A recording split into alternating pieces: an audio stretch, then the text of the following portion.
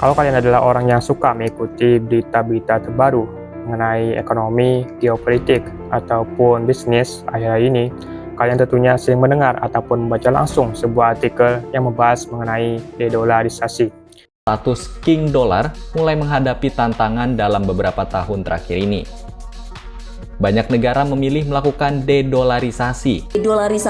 Dolarisasi telah dimulai. Yang mana berita terbaru yang gue baca terkait topik ini adalah pembahasan mengenai Iran dan Rusia yang dikabarkan sepakat untuk meninggalkan US dollar dalam transaksi perdagangan mereka. Yang mana kedua negara ini itu sedang membangun sebuah sistem pembayaran baru yang memungkinkan mereka untuk bertransaksi menggunakan mata uang lokal mereka masing-masing. Iran menggunakan rialnya ketika bertransaksi, dan Rusia yang menggunakan rubelnya ketika jual beli. Mana dikabarkan juga di sana bahwa ini adalah salah satu bentuk perkembangan dari gagasan BRICS mengenai dedolarisasi. Nah, sebagai orang yang tidak paham dengan ekonomi dan cuma nggak sengaja baca artikel tersebut, gue pun tentunya bertanya-tanya, apa sih dedolarisasi ini? Dan mungkin itu juga menjadi pertanyaan bagi sebagian orang, termasuk kalian yang menonton video ini. Dan karena itulah di video kali ini kita akan membahas bersama apa itu dedolarisasi, mengapa banyak negara yang melakukannya, dan apa dampaknya terhadap ekonomi. Jadi selamat datang di series Economics. Mana di sini gue bukan ingin mengajari kalian mengenai ekonomi, melainkan gue sendiri sedang belajar tentang ekonomi, kemudian membuat video ini sebagai bahan diskusi dan evaluasi. BRICS, kelompok negara yang terdiri dari Brazil, Rusia, India, China, South Africa, yang membentuk sekitar 40% dari populasi dunia, serta berperan penting dalam pasokan pangan oleh unjuk gigi.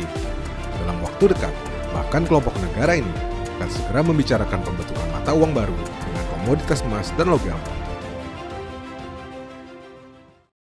Halo saudara sekalian, jumpa lagi kita. Kali ini kita akan membahas mengenai dedolarisasi yang mungkin sudah tidak asing lagi di telinga kalian. Nah, tapi karena gue sendiri bukan ahli ekonomi, tapi gue memiliki cukup ketertarikan di bidang ini, gue pun meminta bantuan kepada ChatGPT untuk menjelaskan mengenai dedolarisasi ini kepada kita semua. Mana gue pun langsung membuka pertanyaan ke intinya dan langsung bertanya, apa itu dedolarisasi? Dan ditemukanlah jawabannya seperti ini. Dedolarisasi itu adalah sebuah proses pengurangan ketergantungan kepada US dollar dalam transaksi internasional, cadangan devisa, dan ekonomi domestik suatu negara. Dimana seperti yang kita ketahui bersama, bahwa kebanyakan transaksi internasional saat ini itu selalu menggunakan duit US dollar. Kita impor bayarnya pakai US dollar, kita ekspor dibayarnya pun pakai US dollar. Akhirnya membuat kita sangat ketergantungan sekali dengan uang hijau satu ini. Nah, dedolarisasi adalah sebuah ide di mana caranya kita agar bertransaksi itu nggak harus pakai uang dolar, melainkan pakai uang lokal kita masing-masing aja. Gue punyanya rupiah, ya gue pakai rupiah. Lu punyanya yuan, ya lu pakai yuan aja. Nah, gue pun kemudian memberikan permintaan lagi kepada ChatGPT agar bisa lebih menyederhanakan penjelasannya. Gue meminta dia untuk menganggap gue sebagai seorang bocil berusia 7 tahun dan kemudian memberikan penjelasan dengan bahasa yang sekiranya bisa gue pahami. Dan dia pun memberikan analogi seperti ini. Bayangkan kita dan teman-teman kita dulu sewaktu kecil itu bermain jual beli menggunakan uang mainan. Nah, kita dan teman-teman kita kemudian setuju nih untuk memakai uang mainan berwarna hijau sebagai alat transaksi. Kita beli pakai uang hijau, kita jual pun pakai uang hijau. Nah, akan tetapi di suatu hari yang indah, tiba-tiba ada beberapa teman kita ini yang ide nih, yang mulai berpikir, kenapa kita nggak coba pakai uang mainan yang lain gitu, warna biru ataupun merah misalnya. Kan di sini bukan cuma ada warna hijau doang. Nah, sejak saat itulah mereka mulai membawa uang mainan berwarna biru ataupun merah ke dalam permainan.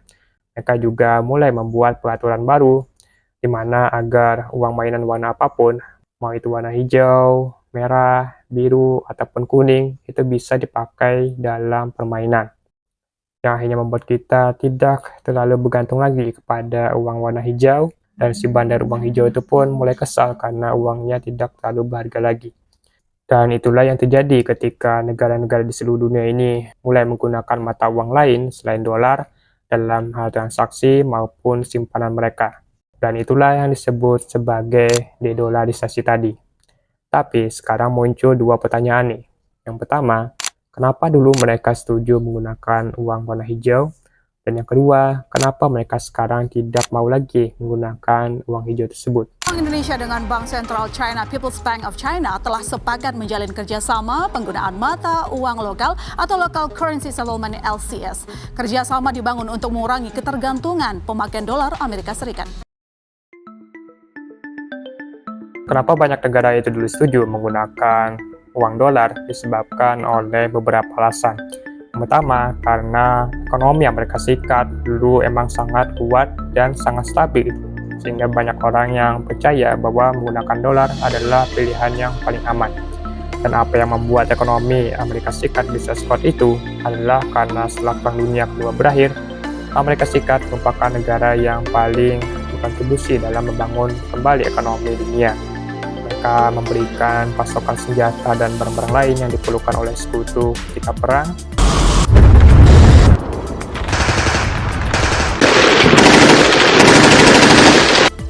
Tapi kemudian setelah selesai perang, mereka juga yang memberikan pinjaman ke negara-negara yang membutuhkan bantuan untuk membangun kembali negara mereka. Dan mungkin hal itulah yang membuat negara-negara itu merasa berhutang budi dan merasa terbantu dengan Amerika Serikat. Bahkan saking baiknya Amerika Serikat, itu bahkan mereka sampai mengundang 44 negara kenalan mereka untuk datang ke acara halal bihalal di Bretton Woods, AS pada tahun 1944. Mana pada acara ini juga lah Amerika Serikat itu mengajak semua negara tersebut untuk menyepakati sebuah perjanjian ekonomi, yaitu sebuah perjanjian untuk menggunakan uang US dollar dalam hal perdagangan internasional. At Bretton Woods, New Hampshire, delegates from 44 allied and associate countries arrived for the opening of the United Nations Monetary and Financial Conference. Invited by President Roosevelt to the first major world financial meeting since the London Conference of 1933, they will work in the seclusion of this White Mountains resort. Dan apa yang membuat negara-negara itu setuju untuk menggunakan US dollar sebagai mata uang utama mereka adalah karena pada saat itu uang dolar masih di-cover oleh cadangan emas yang sangat besar. Yang artinya setiap dolar yang kita punya itu bisa ditukarkan dengan emas. Yang mana saat itu 1 on emas itu setara dengan 35 dolar. Yang membuat orang semakin yakin bahwa uang dolar memang berharga, karena selain diyakini stabil dan terpercaya, uang US dollar juga bisa kita gunakan dimanapun dan kapanpun dalam transaksi internasional, sehingga sangat membantu negara-negara yang ingin melakukan transaksi menggunakan uang dolar. Nah, beberapa alasan inilah yang akhirnya membuat banyak negara itu setuju untuk menggunakan mata uang dolar sebagai mata uang utama mereka, baik dalam hal perdagangan maupun simpanan. Akan tetapi, pada tahun 1971, Presiden AS saat itu, yaitu Nixon, itu mengeluarkan sebuah pernyataan bahwa uang dolar itu tidak lagi di-backup oleh cadangan emas, yang akhirnya membuat kepercayaan orang kepada uang dolar itu mulai menurun. Accordingly, I have directed the Secretary of the Treasury to take the action necessary to defend the dollar against the speculators. I have directed Secretary Connally to suspend temporarily the convertibility of the dollar into gold or other reserve assets, except in amounts and conditions determined to be in the interest of monetary stability and in the best interest of the United States. Nah, sekarang kenapa mulai banyak negara yang ingin berpindah dari menggunakan dolar ke mata uang lain? Ada beberapa alasan yang bisa menjadi penyebabnya. Pertama, karena negara-negara tersebut itu ingin mengurangi ketergantungan mereka terhadap dolar, karena kalau mereka terlalu bergantung dengan dolar dan misalnya saja terjadi masalah dengan ekonomi Amerika Serikat, maka bisa saja hal tersebut akan berdampak ke ekonomi negara mereka sendiri. Misalkan saja nih, Amerika Serikat menaikkan suku bunganya yang akhirnya membuat nilai dolar itu lebih tinggi dibandingkan nilai mata uang lain, maka negara-negara yang memiliki banyak hutang dalam bentuk dolar akan semakin kesulitan untuk melunasi hutangnya karena nilai dolar yang semakin mahal. Misalkan saja kalau dulu itu kita cuma perlu 10.000 untuk mendapatkan $1, sekarang bisa sampai 16.000. Nah, kemudian alasan yang kedua adalah karena kebijakan politik dan ekonomi AS yang terkadang agak lain dan bisa merugikan negara orang. Misalnya saja seperti sanksi AS yang bisa mempersulit negara lain untuk menggunakan dolar. Jadi misalnya nih, AS melakukan sanksi kepada Iran. Iran dilarang menggunakan dolar dalam transaksi internasional. Maka Iran akan kesulitan untuk melakukan perdagangan karena kebanyakan transaksi itu kan masih menggunakan uang dolar. Yang mana ini bisa saja berdampak kepada kekurangan barang, inflasi, ataupun masalah ekonomi lainnya di negara tersebut. Nah, kemudian alasan selanjutnya, dengan menggunakan mata uang lain, maka negara-negara ini itu bisa menyebarkan resiko mereka, karena bisa saja terjadi masalah dengan satu mata uang, maka mereka masih memiliki cadangan dalam bentuk mata uang lain.